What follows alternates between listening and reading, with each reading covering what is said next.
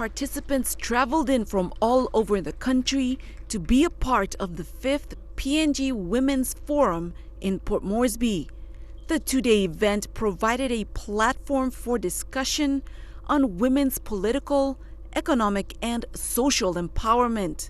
So the organizations like the PNG Women's Working Groups and business groups and chambers, they're all focused now on supporting each other in business and in health and all sorts of ways, which was beautiful to see, because my goal has always been to try to mature the process every single year. So that's one way that we're really seeing it starting to take off. Gals are supporting each other. Gals are mentoring each other, coaching each other.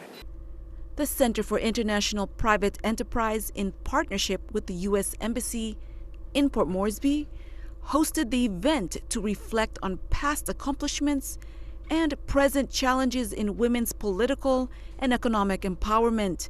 Men were also present to give a voice in women's empowerment efforts. Affiliations, I think, was important. They are part of the dialogue. For some men, they've been extremely committed for years, as they described their different activities. For others, it was the first time. Never been to a forum like this, maybe have never been to any discussion around the need for women's economic empowerment, for instance. So what I would say is, going forward, men need to continue to be part of this partnership, find different ways to contribute to the discussion. Prime Minister James Marape graced the event to receive recommendations made by the women. He stressed for another dialogue in the coming months. The country has a lot to offer. Our tourism potential is so big, but violence in our society continues to hold us back.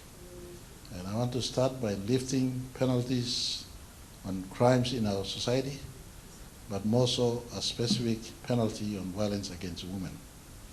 And that is something that I ask you to offer recommendations to us. Look into the laws we have.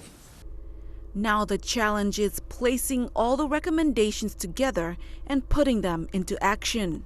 With every success comes a challenge. And the challenge I see in front of us, in front of your audiences, in front of all of us is, what do we do between now and the next one? That is what will make this a true success. And can we change these aspirations right now? These are aspirations into an action plan to make sure they're fulfilled before we meet again next year. This is something that SIPE is committed to, and we'll make it work. Lilian Sopera Kenea, National, MTV News.